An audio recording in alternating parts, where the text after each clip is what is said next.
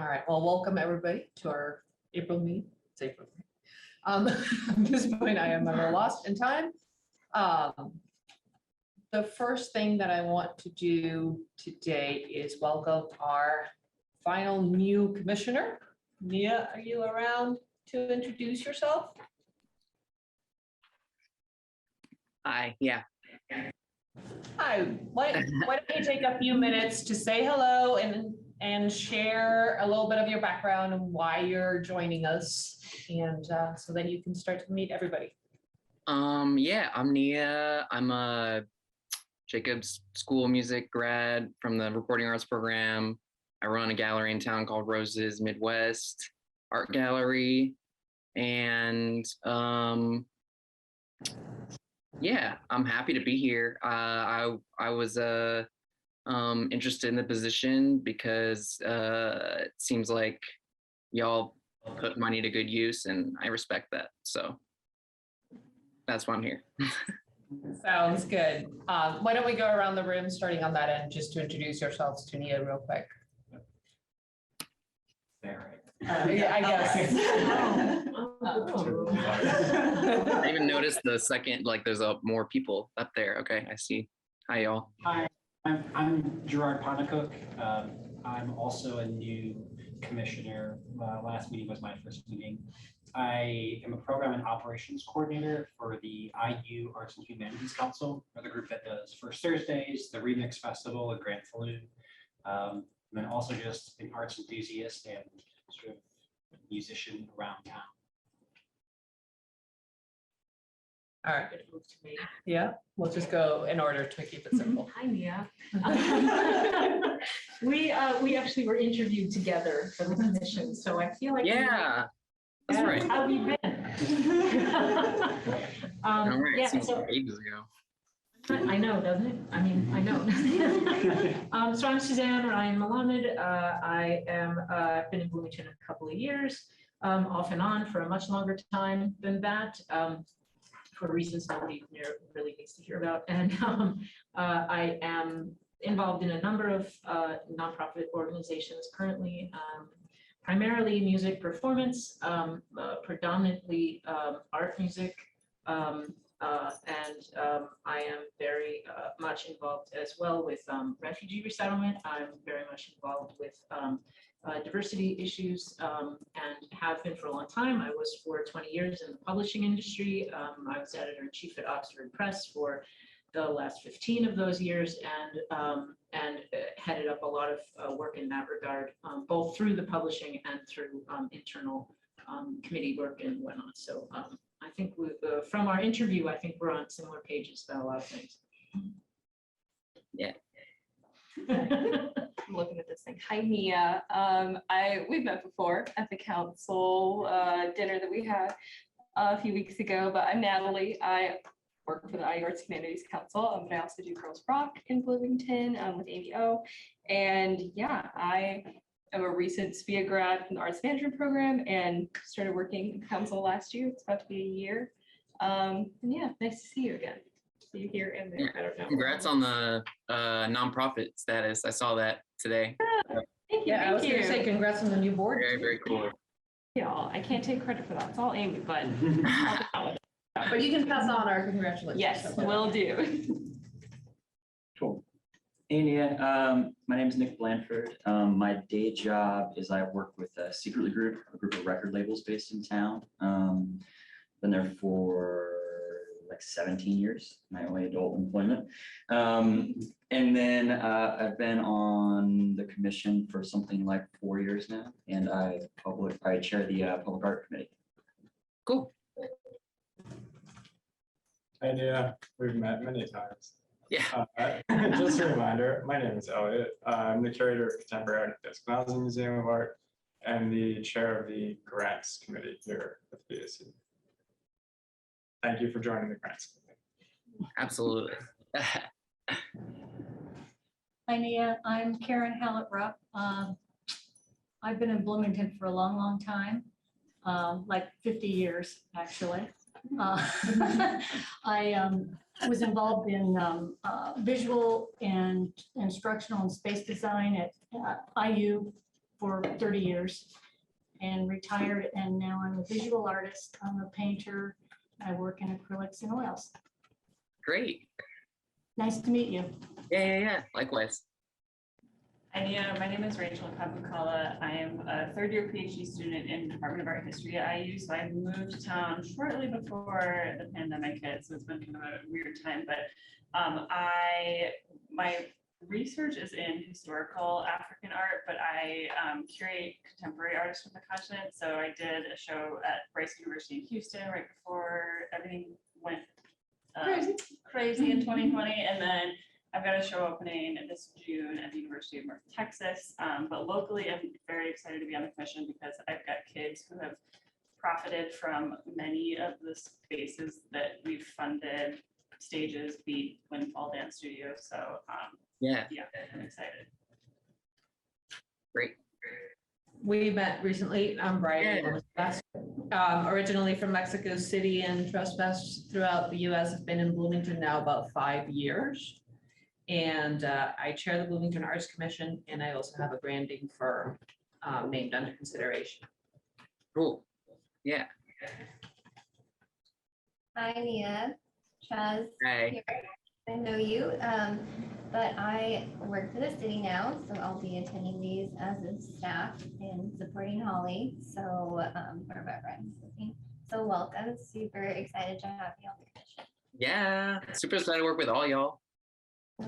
And hey Nia, it's Holly. We know each other. So honored to have you here. I know we're gonna do great work together. Thank you. Yeah. All right. Well, now that we've gone through most of introduction. Babette. Sorry. Thank you.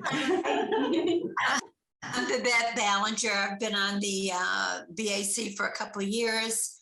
I moved here about 6 years ago from New York City, where I had a garment industry company and also was very active in historic preservation and the Northern Westchester Arts Commission. And I'm an active painter of sorts and committed to trying to help coordinate all the myriad of groups there are in the town of Bloomington. Great. With hopes that we'll have our own center and be moving along. So Great. welcome. Thank you. All right. Well, now that all the commissioners have met each other and we have a full group, I would also like to take a moment to have Chaz introduce herself for anybody who hasn't met her. And your new role. Yes. Hi, everybody. I think I probably know most of you, but I don't know all of you that well. I used to attend the meetings as a member of the public, but I recently, last week, started my new role working with Holly at ESD.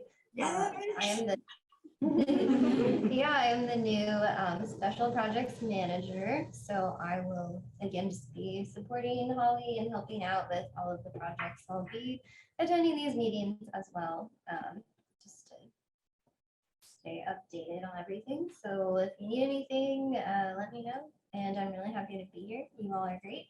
So yeah, I'm really excited to be here and have some new members. So. Well, we're excited to have you Mhm. participating the whole time versus just at the end. Yeah. Yeah. And we're very lucky to have Chaz at the city. It's great. She's such a resource to the arts community, and to be able to use her, I know, especially as for me coming in, I've been here 7 months, but Chaz has been here for years and is so deeply embedded in the arts. And I'm just really looking forward to tapping into her resources and her expertise to just make sure we're doing our best and reaching the most diverse and inclusive audience possible. And it's just also so amazing to have someone that has such experience in the arts to really just take some things off of my plate. So for example, Chaz is going to be curating the next visual arts exhibition that's going up at the Waldron. So that will open on first Friday of May. So that's May 6th. And again, it's just so great because I know I can just be like, please, for the love of God, put great art on my walls, and she can just run with it. But what I'm really happy what that will also allow me to do is spend some more time focusing more on public art, which is something that I feel like has kind of gotten the short end of the stick as I've been focusing on the Waldron. And it will also just help me to be able to think more strategically about arts in Bloomington as a whole, especially as we're working with this architecture firm to do this feasibility study for arts. So again, incredibly honored to have such a great force working for us here at the city. Thank you.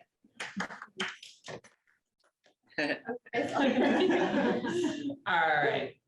Did you all have a chance to review the minutes that Holly shared with us? Any comments, amendments, changes of any sort? Do we move to approve the minutes for last month? I need a second. And we'll start with it on my end this time. I say yay. Yep. Yay. Yay. Yay. Babette, Mia. Mia, you won't be able to vote this time around, but this is what happens. This is what happens, so I just want to let you know, next time you need, when you get the packet from Holly, you read the minutes and see if there's anything important that we might have missed in those notes or something that needs to be changed. Did I get those? I can't remember if I. Yeah, they should. So generally, all that information will be bundled together in one Google folder that I will share as a link.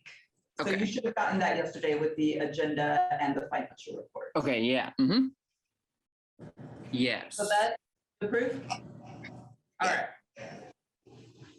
And Holly, can you give us the financial update? Yes, so I'm gonna share my screen.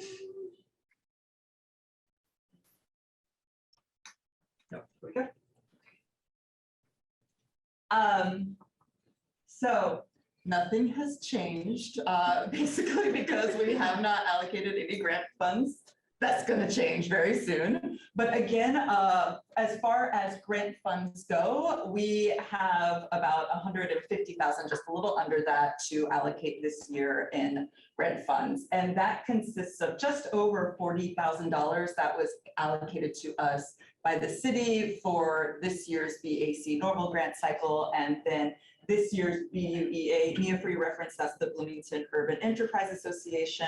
Every year they give us roughly $40,000 to spend for arts zone related activities. So again, those are the numbers that are making up the funds that we just got at the beginning of 2022. We still have some leftover funds that we didn't spend from 2021 that are still available for us. So again, we have about just over $26,000 available to us from the additional allocation that the mayor gave to us to be able to send on more arts grants. And again, the reason we were given that additional funding, those additional funds, was just we were trying to help artists and arts groups come out of the pandemic.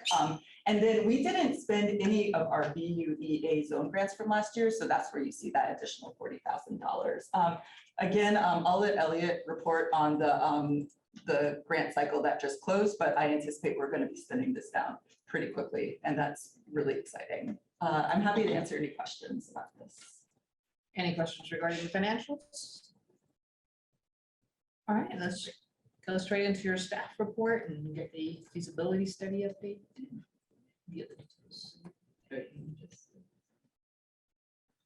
Okay, so first going to welcome Chaz, so yay. And then I was going to just give you an update on the feasibility study. Thanks to all of you who were able to participate in their first visit to the city early in March. So again, this is a group that is coming into the city to do an evaluation of our art spaces and talk to our arts communities to decide what resources we are lacking, and at the end of kind of pushing all this information together, available space versus contemporary needs, they're going to recommend what's next, space-wise, program-wise, and just elevating Bloomington and the arts-wise.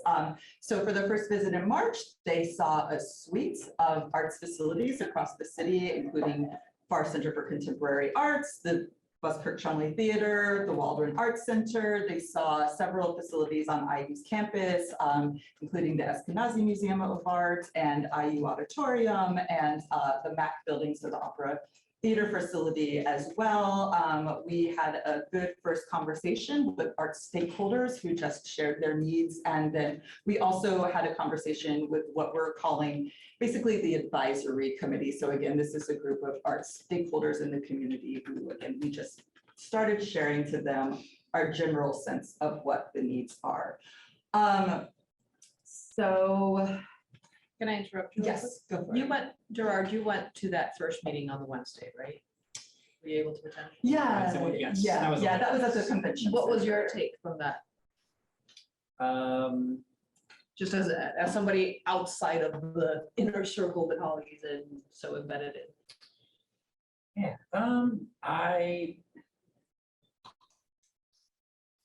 what's my take on it?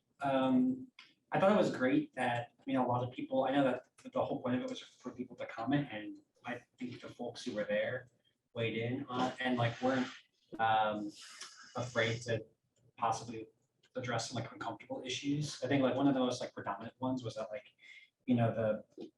the board itself was comprised of like all white males. And that was brought to the attention of the group, and I think rightfully so. But then also like looking at some of the arts, just the way that they were thinking about,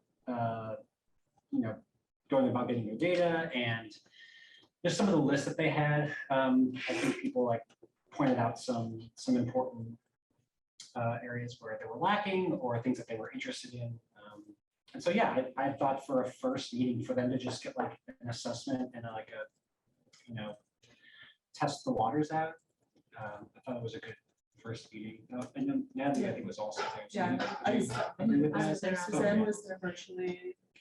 Babette was there, I was there. I think Nia was there too. Yeah, Nia and Babette were also both there. Yeah. So. Was there. Yay, I did not know all of you had been there. Good. I thought that there were some really excellent and useful points raised. The ones that stood out to me were kind of town gown, university space being either inaccessible to people who are in the town or being places that non-university people just don't feel comfortable going. And I thought that was really important if university spaces are integrated into their study. And that's been a real problem, getting people to go to things that are free and whatever, but they're in a university space, so people don't want to go. People, non-union people don't want to go. I thought Babette brought up some great points, which she can speak to herself. I don't want to put words in her mouth. But yeah, on the whole, I agree that people were kind of forthcoming with the issues, which was really nice to see.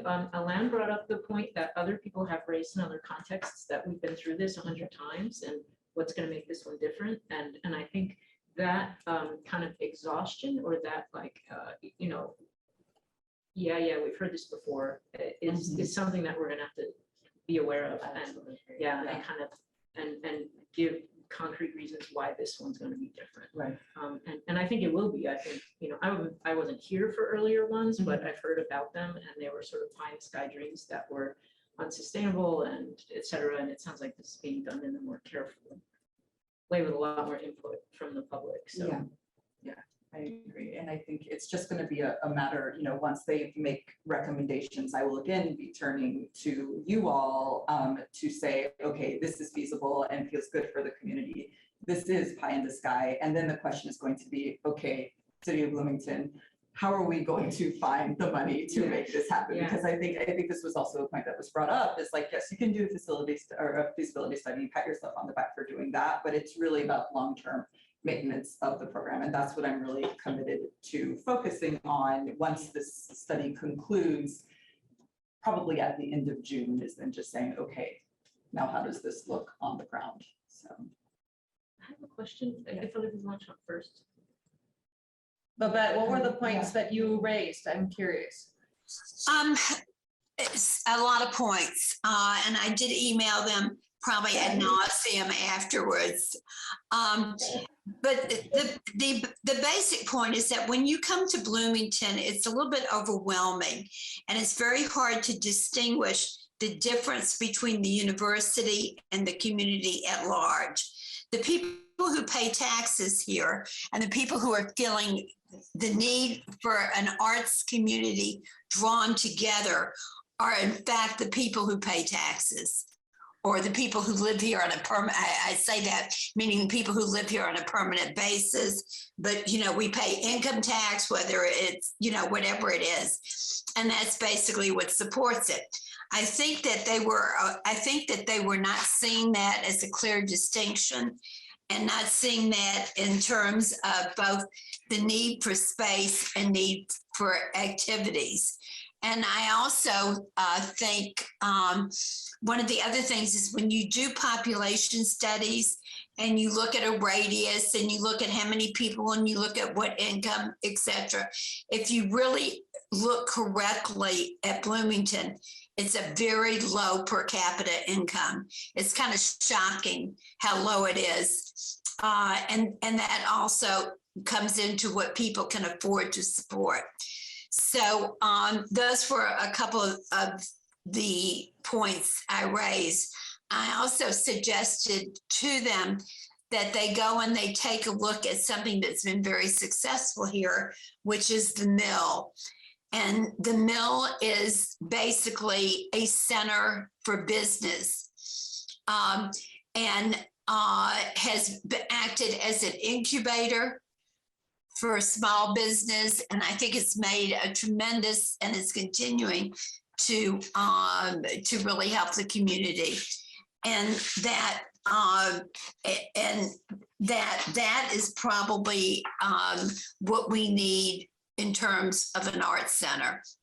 And I gave them the names of a few other places, and I think it's really important. I remember, Nick, when we were looking, there were some places, and I think Sam also had a bunch of different places or different communities that were more comparable to ours that, could be looked at. And I don't think it's too late to email those because when you start talking about, filling stadiums and everything else, I think you kind of lose it as to what Bloomington is. So I was a little concerned about their learning curve and how it was going to give us what we wanted. And then we have all these loose things here, which is, will a new convention center be built? In fact, if it will, then maybe the old one makes a fantastic art center. And they're just being able to look at everything and look at it in the perspective of who we really are here. So that was it. Thank you for sharing all of that and being vocal about it. Anybody else have anything to add? I think the only comment I would make, and maybe this is stating the obvious, is that even if you attended the meeting, please still go ahead and fill out the survey. Yes. Make sure your data is in there as well, because I think that, while presumably they were taking good notes, things like that, there were points that I made in the meeting that I sort of followed up, expanded on, linked to examples. I think especially where they were looking for other communities or other sort of models, for locations, structures, things like that could work. Right. So. That's true. I put Beacon, New York. Because you made a lot of really good points in the meeting, Nick, I thought. Yeah. So what are the numbers on the survey right now? The last time I was updated was what I shared with you. So just about 400 people have completely answered the survey, and then an additional 336 individuals have partially completed the survey. So according to them, those are good numbers, but Chaz especially has been working hard just to keep those numbers going up. And again, the survey is open through the end of this week. So it closes at 5 p.m. this Friday, April 15th. So again, if you haven't done so already, please do take the survey. And what I'm telling people is just be critical. Like, that's how we're going to get movement. And I do think if they are taking our criticism seriously. And because the mayor trusts these experts, and because I am very happy to have a team of experts behind me supporting my recommendations, I just think the more we can hammer home to them, this is what Bloomington is lacking, this is what we need, this is what we are worried you are not understanding, the better. So take those surveys if you haven't already and blast them out to your communities if you haven't already, but I also trust that you already have. So. I think to note, you want to rethink of who you're sending it out to. It doesn't just have to be arts people. No, it so- shouldn't just. Yeah, and I just hope everyone's aware of that because I know sometimes we get caught up, but like even post on your Facebook or something, just because we don't just want, the normal people doing it. We want just anybody in the community. So just a note, go back to the drawing board and think of more people to send it to if you can, because we do want more. But Holly, I have one question. When I went through the survey, what kind of shocked me and amused me and disturbed me about it was that it was a survey about what culturally do we need in Bloomington, as opposed to what I thought this architectural firm was coming in to do was to assess what we need in terms of physical space and housing to meet the needs of Bloomington. And I thought that was really missing in the survey. I also think that the survey that Bryony put together and that we did at BAC and with the PowerPoint that went with it was a hell of a survey. And I thought it made extraordinarily good points, and maybe we should send it to them. And that's all I have to say.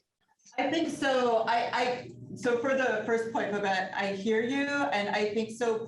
So when we asked this group to do this study, it was physical spaces and programming beyond physical spaces. So I think that's why you're seeing that in the survey. But I hear your recommendation, and what we can do as we're planning for our next set of focus groups, which will be in early May, we can make sure that those questions are asked to the individuals that participate.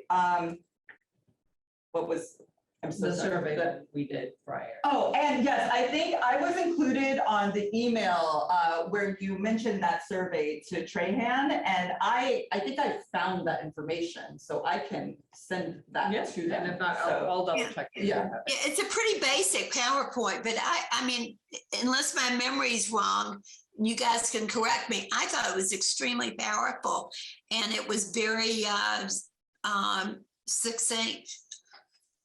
Can I take that survey? I don't think I saw. I was just gonna echo what you said, Babette. I in fact went back to make sure I took the correct survey, because hearing about the feedback you provided, that I remember I talked about the Front Porch concert series in Kansas City. It was very much like event oriented. I didn't even think I took the right survey, but I did. Yeah. Mhm. Mhm. Okay. My question, Yes. it relates to the Waldron and the Mhm. Cardinal BPP conglomerate that's happening. How does that relate timing wise with the feasibility study? When I took the survey, I attended the little fundraising thing that Lori and somebody else put together. And I was kind of surprised by a lot of things there. Like we're gonna change the whole landscape of the arts in Bloomington. Really, and the arts are apparently theater and movies. Yes. Okay, Yes. that was disturbing. And the other thing that disturbed me, and this is sort of tangential, but I think it relates to the whole. And what Babette, one of the things Babette just said, if they're going to raise $150,000 a year on top of what they already raised for those two organizations, that's going to run us dry.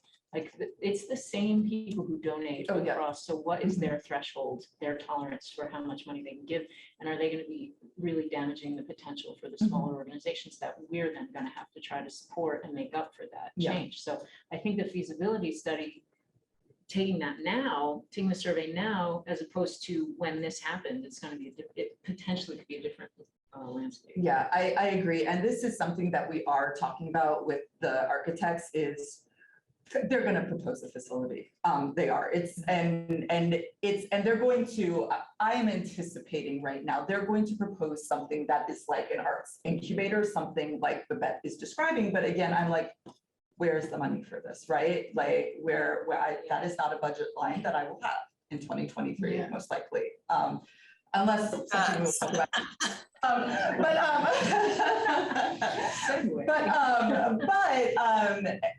But this is something we are discussing with this group of how will that be funded and what private entities would we be going to? And yes, probably the same ones that are putting a lot of money into the Waldron, you know, to make this happen. And again, we're also talking about the Waldron and its impact both as a cultural center, but also financially, you know, on the terrain here in Bloomington. So yes, thank you. We'll continue to talk about that. And I will say for timing, when I think about the Waldron and how it will be a resource going forward, yes, it is going to be a space for traditional theater. Some emerging groups will be able to be in there because of a grants program that they are working on, but it's not going to be enough. And we are going to need more space and we're going to need affordable space. And I'm really hoping that the feasibility study will kind of answer some of that question of how are we fulfilling the needs of our arts community that the Waldron will not be able to do. So that's kind of where we're going. So with they're this. fully aware of those plans, obviously. Oh, yes. And so they'll look at the survey result, the answers in context of Correct. that, Yes. knowing the people who filled out the survey didn't know about the. Right. Yeah. Okay. Holly, is the BPP going to start doing their productions at the Waldron? Yes, it'll kind of be they'll still be using the Ted Jones space. So it's just going to kind of be a balance of what's right for each space when. But they will start doing productions there as well. They're going to renovate, so it might be a very different space. It's going to be, well, for your reference, my understanding, and again, this is not set in stone yet, but they're doing upgrades to both theater spaces, so they won't really change. They'll just feel a lot more modern, both to someone who's going in there to sit in a seat and someone who's going in there to use the board. The board is outdated in both spaces. It needs a lot of love. They need new speakers. They need a new lighting system, blah, blah, blah. So they're taking care of those renovations. So those spaces will operate the same. They're just going to feel a little fresher. And then the space they're really overhauling is the main floor classroom area. So that area across the main galleries, they're turning that more into a concession stand. So that's what, and they're thinking, okay, concession will bring us funds. And it will also just be a nice place to work. And I'm kicking myself for that. Gallery spaces will stay the same. With some renovations. as well. Yes, they need to overhaul the lighting in there as well. So my art classes are becoming a concession stand. They are, and again, this is something that we're working with the feasibility study. The way of the world. I understand that Again, concern. This is like, where does the money come from? I mean, that was the point I kept trying to make, talking about, with the feasibility study is that like, the only way this thing works is if there's some commercial element that provides like a regular stream of revenue.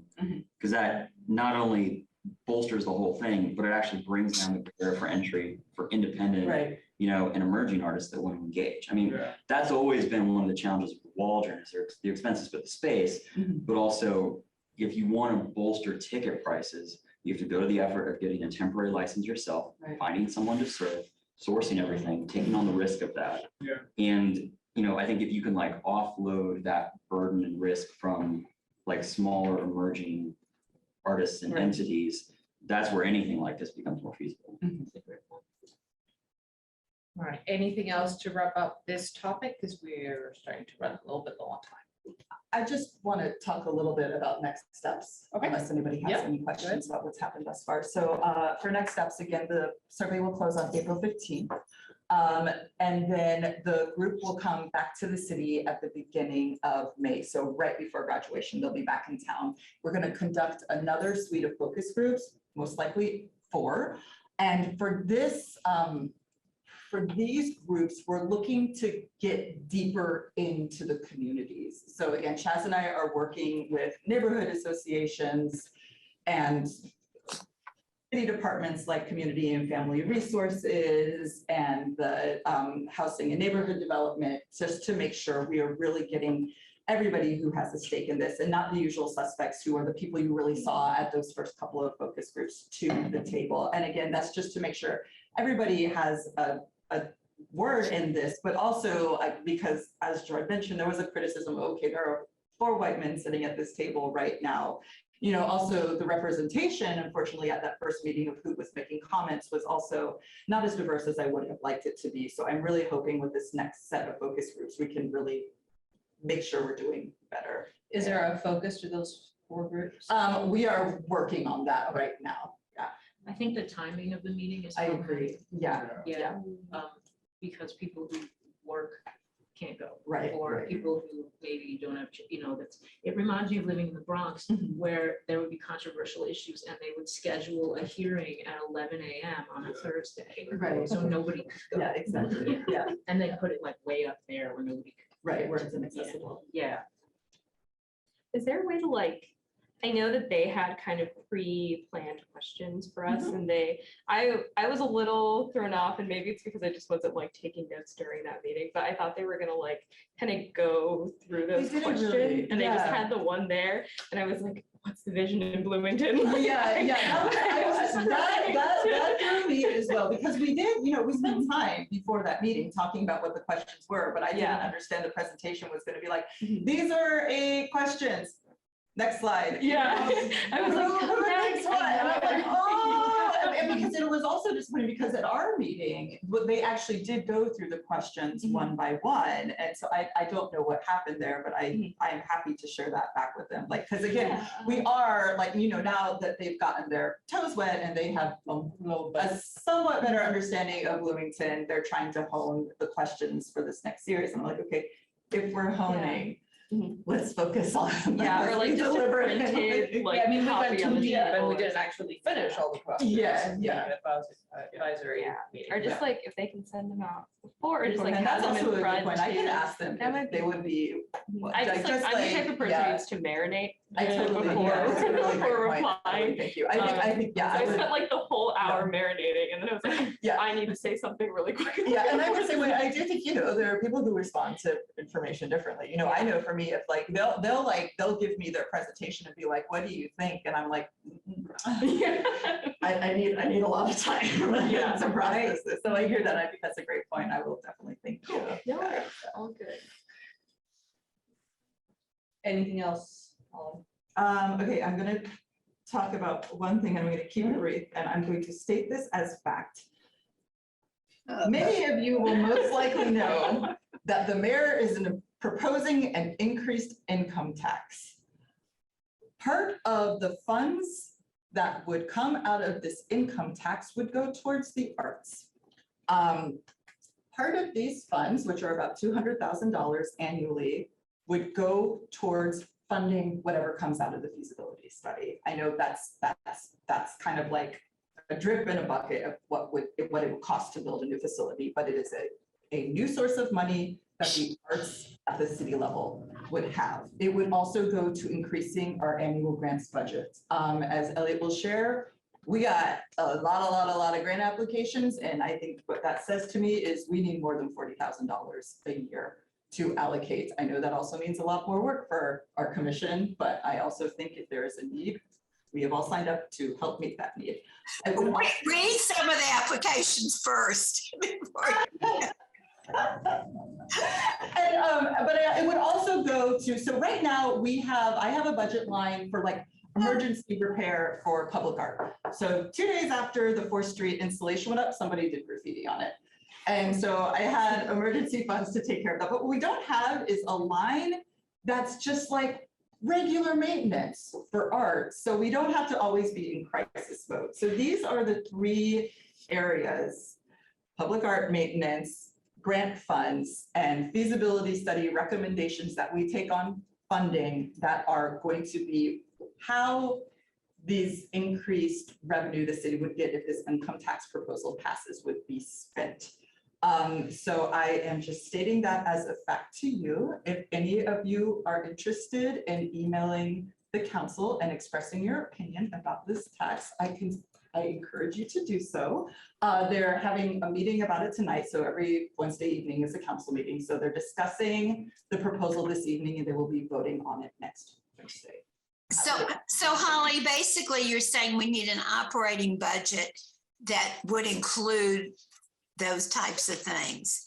and that we don't have an operating budget. So if we wanted to do a survey of public art that would require maybe hiring or investing in it, rather, or anything else we wanted to do, we just need to have an operating budget. That would be an option for that, yes. But it's basically, we have a budget to do things now.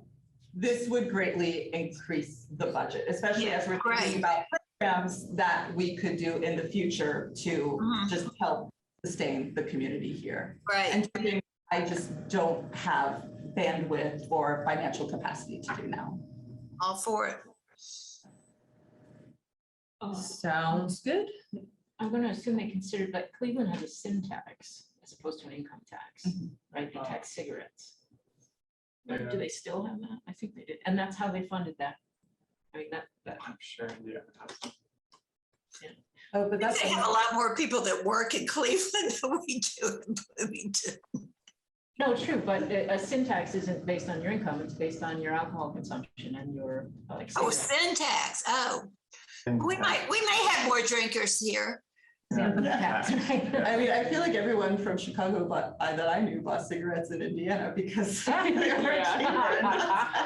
But then they paid for more gas, right? Yeah. So. Good call. All right, on that note, Nick, will you give us an update on public art? Yes, I'm gonna go fairly quickly.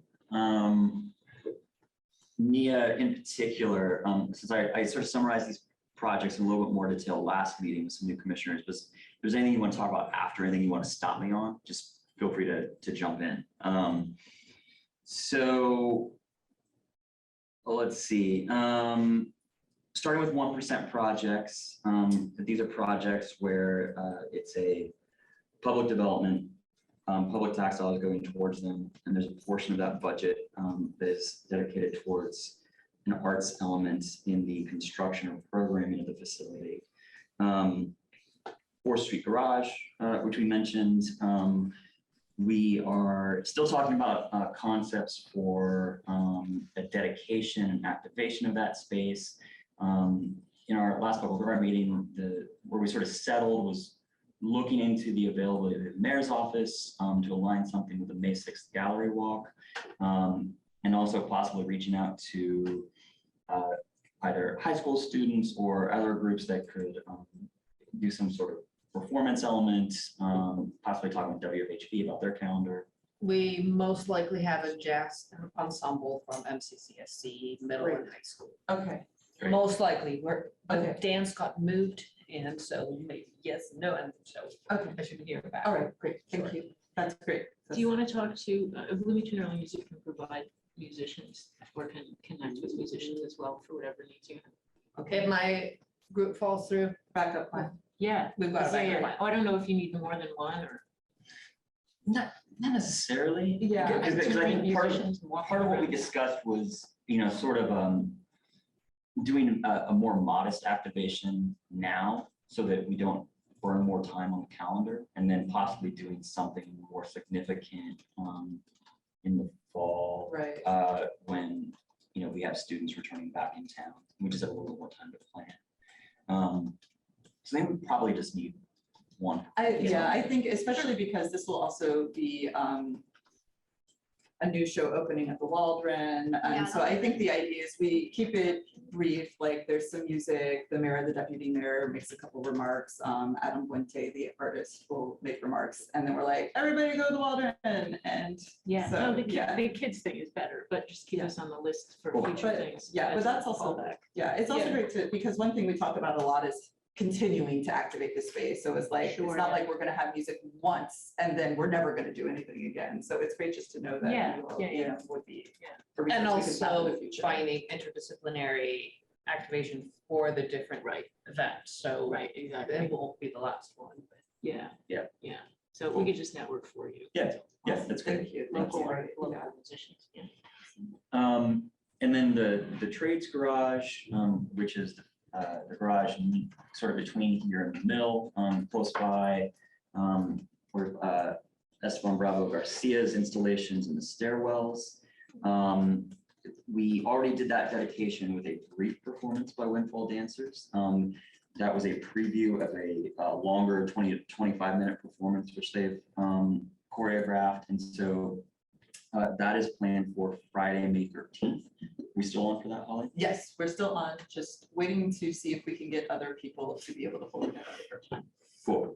So, sorting some logistics with that, but I think the aim was to start around 7:30, 8 o'clock. So it's a little bit, not too late in the evening, but a little bit closer to dusk, which was Windfall's preference for when they wanted to perform, but still early enough that we weren't necessarily ignoring folks with families or kids, kind of hitting that sweet spot between dinner and bedtime, that it could work for a wide range of the community. And Esteban has been just phenomenal, engaging with the community, and has been willing to come down for things. So I'm fully expecting he will be down here as well. And then Trades Gateway. This is something that's been in the works for a couple of years, goes back pre-pandemic, for a piece to be installed in sort of near the mill, sort of around like for the plaza gathering area, and the pedestrian and driving walkways. So Holly had met with Lucas Brown, a fabricator from Kansas City, who specializes in metalwork and LED lighting, which are the two major components of the design. Yeah, Holly, any movement since our last meeting? So this new fabricator, they basically have all the plans for Lucas Brown, who had done some structural engineering around this piece of art, just to say, okay, this is a great concept, but this is how we make sure it stands up and none of these like individual light bars fall down because of their own weight. So we've given all those designs to this new fabricator, and they are in the process of reviewing them, and they're going to be sharing back to us their proposal for what's possible as in addition to what the budget will be. And once we get that kind of acknowledged, cost of materials have gone up. So once we see where we are in terms of this new budget versus how much money was allocated for this a couple of years ago, we'll make determinations about next steps for funding it. The BUEA has offered to put up a little extra money to help support this, but I also just want to make sure that we are not putting ourselves in a situation where we're just not requiring our artists to work without any constraints. So I think this commission, before I was here, did a lot of work to hone it down to a level that was feasible to do within the budget that we were originally given. And because this is a 1% for the arts project, it's like, it's, the budget is what it is, so I'm just gonna try to give them constraints, but also acknowledge that costs have gone up. And so we're gonna have to do a little rejiggering based on that, so. Yeah, cool. And then just other potential 1% projects that are also further down the road, so we don't need to really get into them. At some point, hopefully we'll be talking about participating in the hospital redevelopment projects, the new tech center redeveloped in the trades district, sort of in that open area across, sort of adjacent to the mill and across the street from Upland's Wood Shop. And then if the Monroe County Convention Center concept returns, that's something that we would be part of as well. And then non-1% projects, other projects, the one that is highly active right now is the Rogers Family Farm Park, aka the Goat Farm, on the southeast side of town.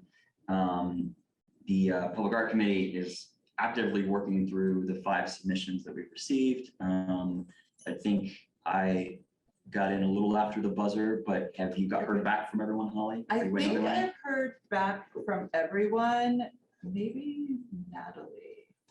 I don't think I've sent this. Okay. I need to get that. Okay, that would be great. And I'm just looking at where we are now, we might need to have a little meeting.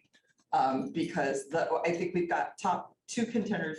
I know who they are, but like the top, we're looking for the top 3 that we're going to ask to do a proposal specific for what would go on the family farm. And I think we might want to talk about who number 3 is. Yeah.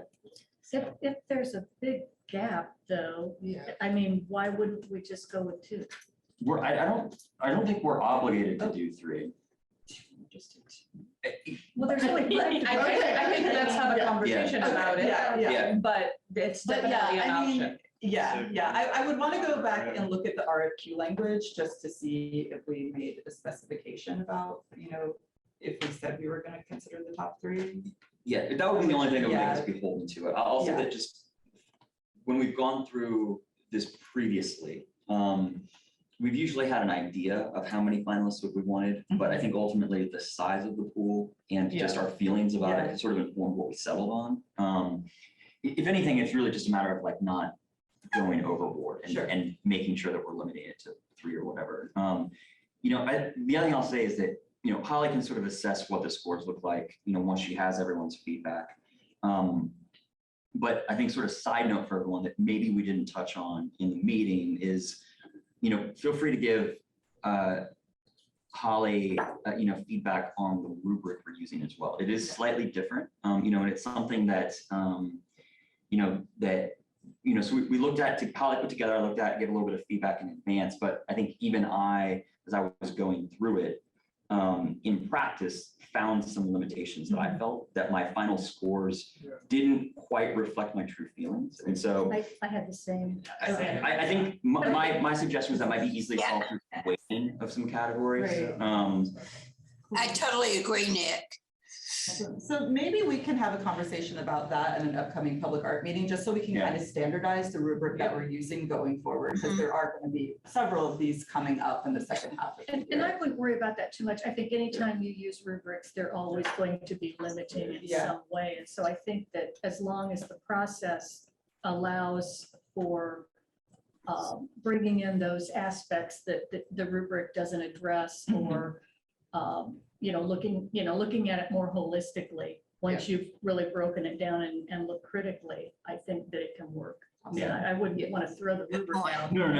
Yeah, I think it's just, this is a, Holly did the good work of, I think, making this a little bit more sophisticated than we've done in the past. And what we just need to do is that each time we go through this process is just make sure that we're critically thinking about how it can improve.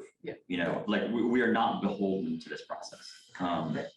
So, and then cool. I think beyond that, there's some other projects on our future docket that we didn't have a lot of updates, here in this last month. So unless there's anything you want to add, Holly. There's nothing. I do want to share 2 updates about existing projects, though, just performance wise. So Windfall Dance is also, so they are about to have their showcase at the Waldron. That's coming up at the end of this month. It's April 28th, or I'm sorry, it's April 29th and April 30th.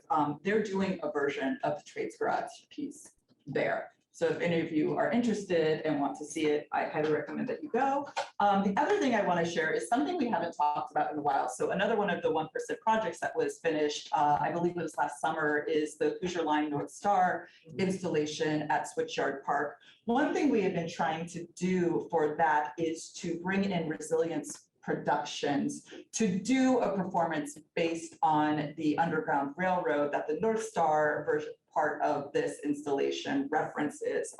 We'd originally been talking with them about doing something this May, and I think that has passed. I haven't heard from them in a while. However, Chaz and I are starting to work with our colleagues at the Community and Family Resources Department to talk about this coming September's Blackie Brown Festival. And we thought that this might be a good opportunity to make that performance happen. So I have reached out to Resilience again to see if that is an option for that. So again, I will keep you all posted if that is something that happens. That's great. Any questions regarding public art from anybody? Comments, additions? All right, Elliot, why don't you jump in and give us a lot of grants updates this time? Yeah, hi, everyone. Grants, the application for the project grant, our first cycle of 2022 closed just a few days ago, or maybe a week ago, I cannot remember. We got 39 applications, it's quite a lot, which is good because we have a lot of money to spend. My suspicion is that some of those grants may be better suited for other categories, but I ask you as evaluators to keep an open mind and evaluate them their merits, and then we can discuss their suitability for the cycle. At our meeting, I sent instructions today in a rather, I don't like lengthy emails, but this was a lengthy email about how we're going to engage in the process this time, fairly similar to other times. There is a rubric. It's a funny one that if I had more time, I will also revise. It's out of 70 for some reason. But I don't know, but whatever. So it's weighted, and there are reasons why it's weighted. But if you're on the committee, which several of you are here and online, submit your conflict of interest form. It's just simply a form that states, who you work for, what organizations you're involved in the committee, if they have any intersection with this process at all. Just open disclosure. Everyone should have 4 first and 4 second reader positions. I also just outlined the general process. On Friday, we have a grants meeting. I can address individual questions, or maybe more specifically just go through the process. So make sure everybody to go into the folders, familiarize yourself with the process, and maybe try to read 1 or 2 applications before Friday, so that if you have any questions, that's when we address them. Yeah, that would be ideal if you got an application or 2 under your belt before then, even just to review them, even if you're not putting in your scores yet. And I do recommend, when you're scoring, to pass through your scores a second time to kind of even things out. Some people tend to err on the beginning or the end in terms of high or low scoring. I do it all the time. I score low at first, and when I end up higher. So anyway, all those things, but I'm available individually to answer questions you might have before Friday.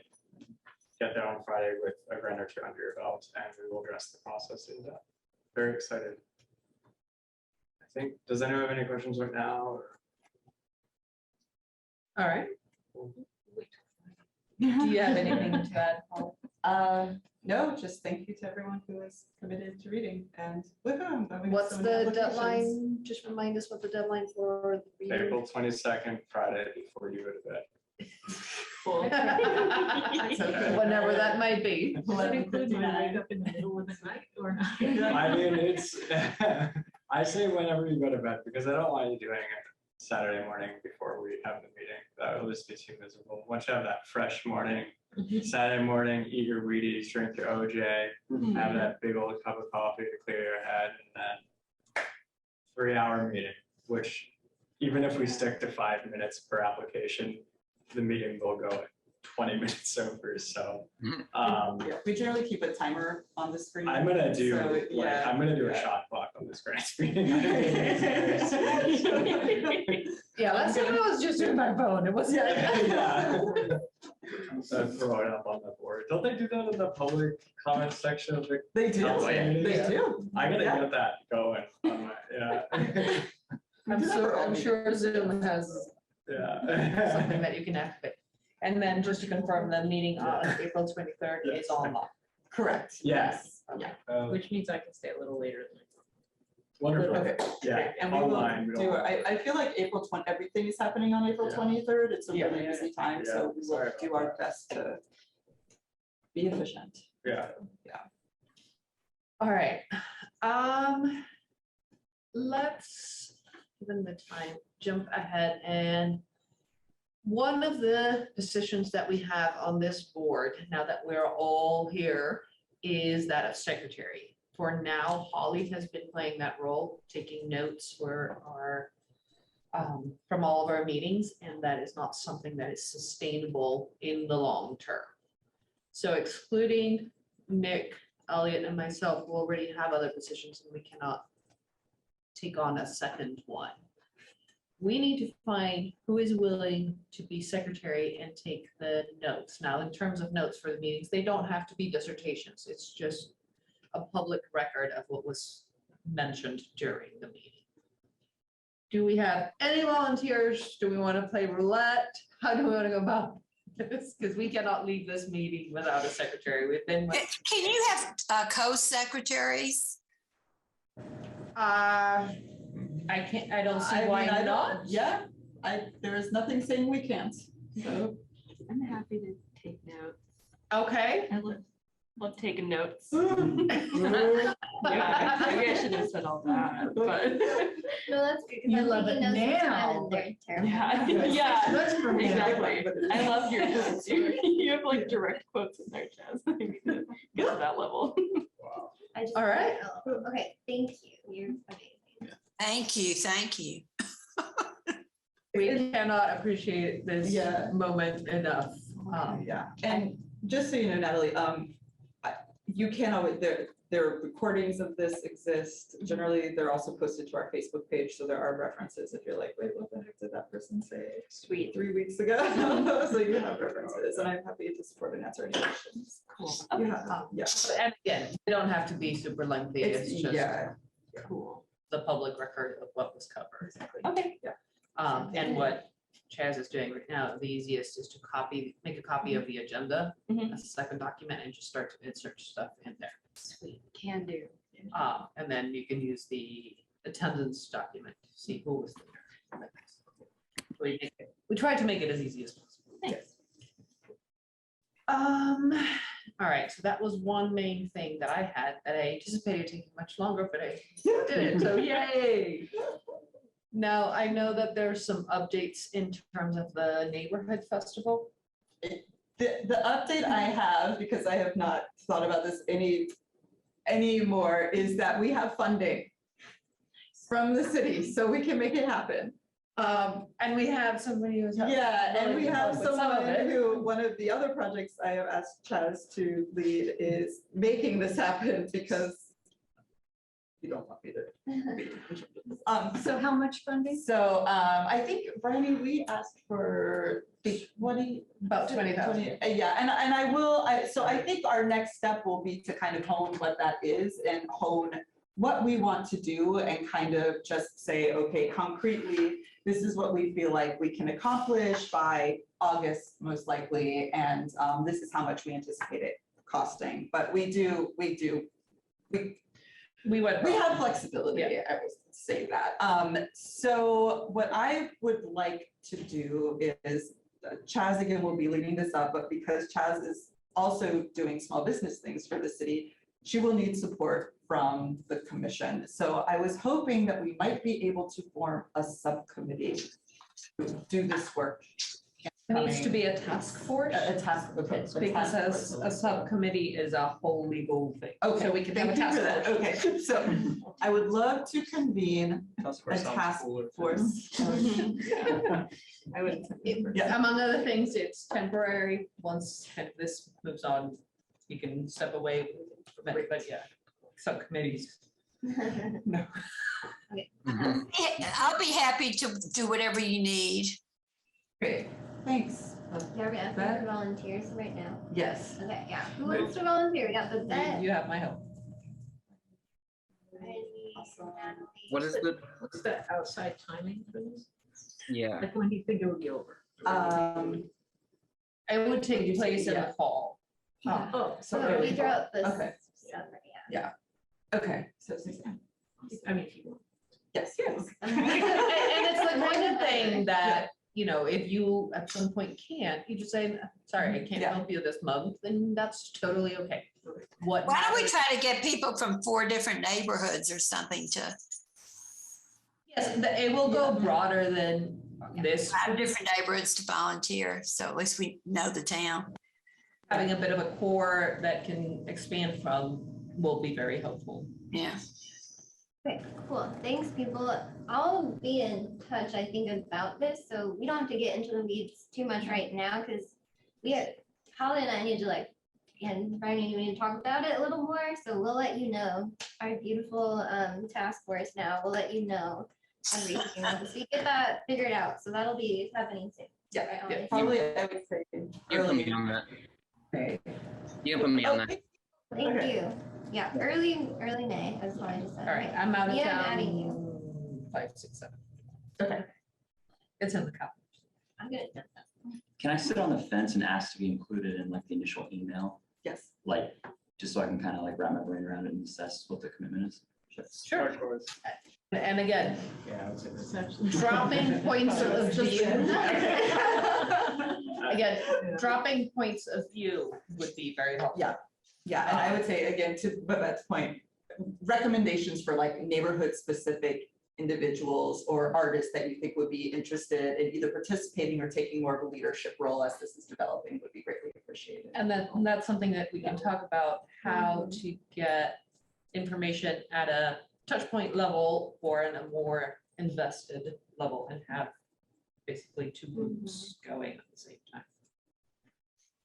And if you're gonna join this task force, you're gonna have stuff to do. So if you're on the fence, I'll give you a deadline when you have to agree to do stuff. 'Cause we're gonna get stuff done, okay? So just FYI.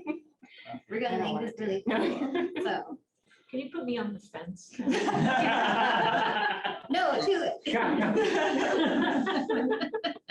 It'll be fun and easy. I'm sure it'll be fun. You know, but we're gonna get stuff done. It's gonna be good. So. I'll take care of all the permits, so you won't have to deal with Yeah, everything you'll have Gerard to- just went yeah. through for Grand Balloon. Yeah, we'll have to deal with all the hard stuff. You get the easy, fun things to do, so easy. All right, anything else on that? No, thank y'all for being enthusiastic about that. I'm really excited for this. So yeah, I think it could lead to something cool and annual, so. Now that we have a full commission, I will go back to the drawing board. I made these little badges for everybody to wear at events and things like that. So my request to all of you is to email me if you want, how you want your name exactly. I'll do a copy paste. That way my dyslexia does not get in the way. If you want pronouns, put pronouns. You will get secretary, chairs. Those will be included, but anything else that you want in your Old Bloomington Arts Commission badge. There you go. You still have yours? So I have mine. Wow, I love that yours is in your bag, just ready to go.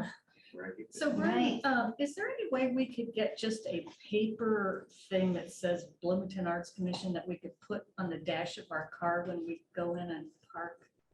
Like last time, I got real dirty looks. People were all coming out and I was coming in to park and people were looking at me like, who are you and why are you here? And That's Sure, real. we can- Yeah. and we can do that. I can't give you free parking, but like, yeah, if you it's just so that, you know, because they were Yeah. really giving me the side eye Yeah. and, you know, No, like, I'm just- it's weird, you know, like maybe people just aren't used to seeing other people. Maybe. Yeah, I mean, I think especially at City Hall. It's so true. So, yeah. So this time I parked in the guest parking so that, Yeah. you know. Because it's before 5 o'clock. Well, you know, to get here and really get started by 5, you have to get. You have to park 5 minutes before it. Right. If you're like me, you scream in at the last moment. Well, exactly. So it was 5 till 5. What were they doing coming out? They weren't supposed to be coming out. Yeah, Right? yeah. Maybe they thought I was like the. So it was a police or guilty look, not a look. Yeah. Maybe, maybe. He was like the side eye of recognition. Like, do they know? Do I know who they are? Do they know I'm leaving? Maybe, I mean. For what it's worth, I mean, I don't know how safe this is, but like pre-pandemic, when we would have like committee meetings and stuff here during the day, I would always park in that lot. I was like never ticketed or questioned or anything. So I don't know, I'm kind of a gambler like that, but I'm not, I'm too nervous for that. Yeah, I always did the guest parking Yeah. or street parking. Well, yeah, the street parking, and I'm not a great parallel parker, so I'm kind of rather pull in, but. Good, like.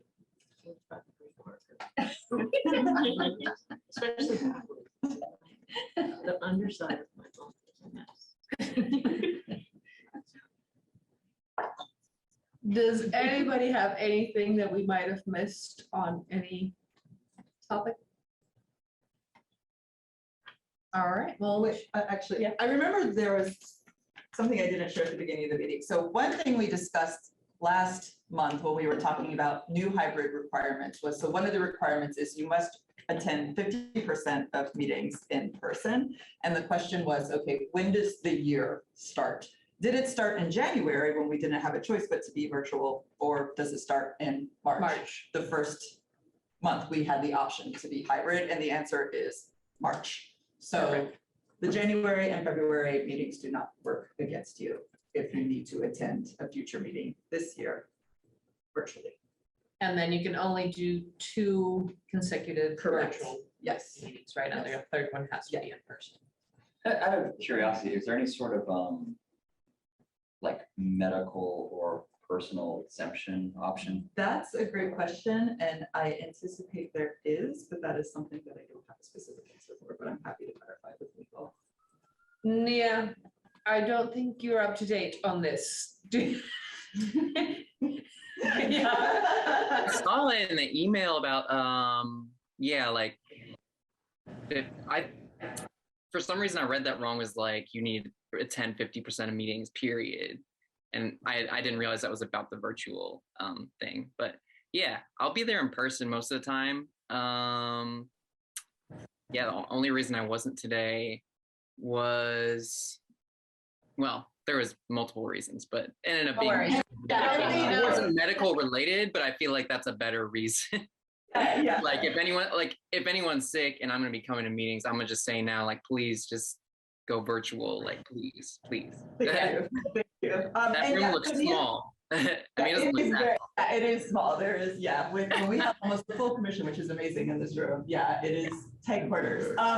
Nia, there is a document that I created at the beginning of March that outlines all these policies about how many times you need to be here in person versus virtual. I will resend that to you along with a link to our document where we're tracking attendance each month. So I'll follow up with that. And I'm looking for, I will follow up with you on that. Oh yeah, thank you. Yeah. If you haven't noticed, your visual is on our left and the. No, yeah. I realize. So we all keep looking at you. Yeah. Somebody needs to take a marker and put a face on this thing. Yeah. You've got the little They're eyes. little, Like googly little eyes, but they're like default. They don't. Yeah, they don't point that exactly, way. look- they Yeah. don't exactly look at you.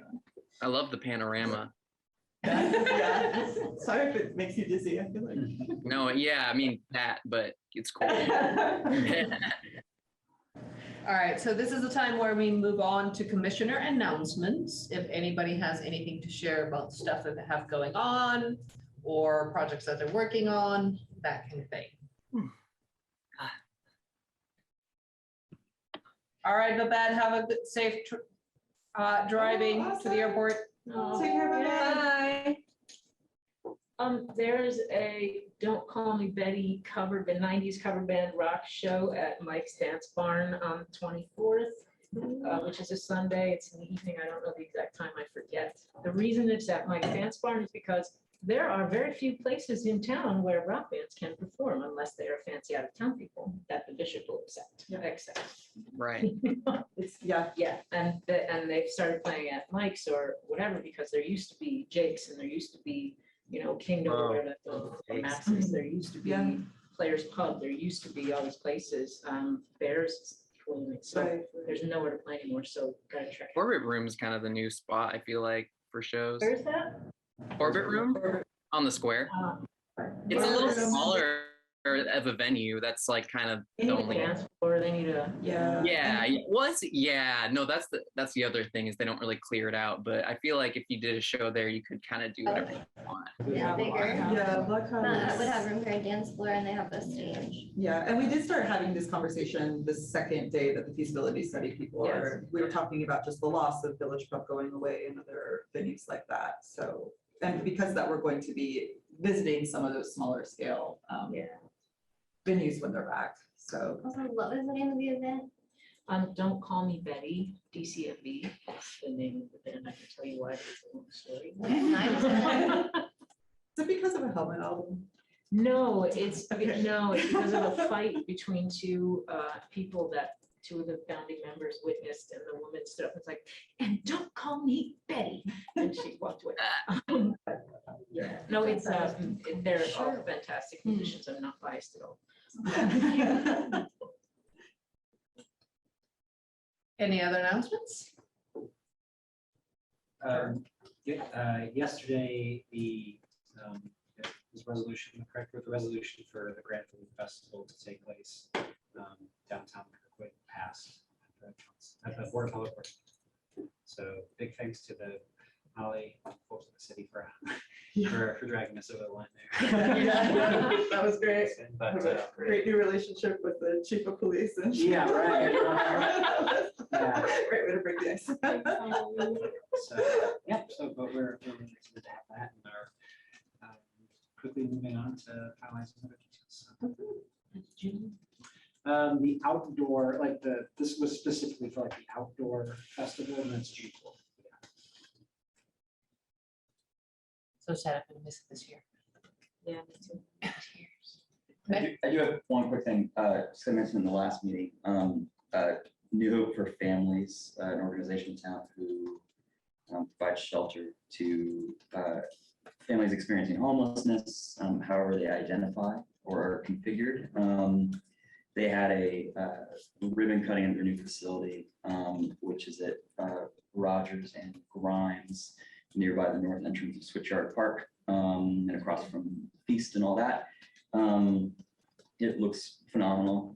They will have a public open house sometime in May. I don't know if they've announced the date, but especially if you live in the neighborhood or go to Hopscotch or Cardinal or anything sort of around that area, check it out. It's a great addition to the neighborhood. They're roughly tripling their capacity for housing and early childcare. So Looks beautiful. It's yeah, it's great. nice colors. Yeah, quick thing. Girls Rock Bloomington is looking for volunteers for the summer camp. That'll be in July, and I don't have the dates on my mind off the top of my head, but I'll tell you because my kid is attending. oh, so exciting! So we're also signing up campers right now. And if you have any campers in mind, girls camp, 18 to non-binary, the youth. 22nd of July with a performance on the 23rd. Yep, that's it.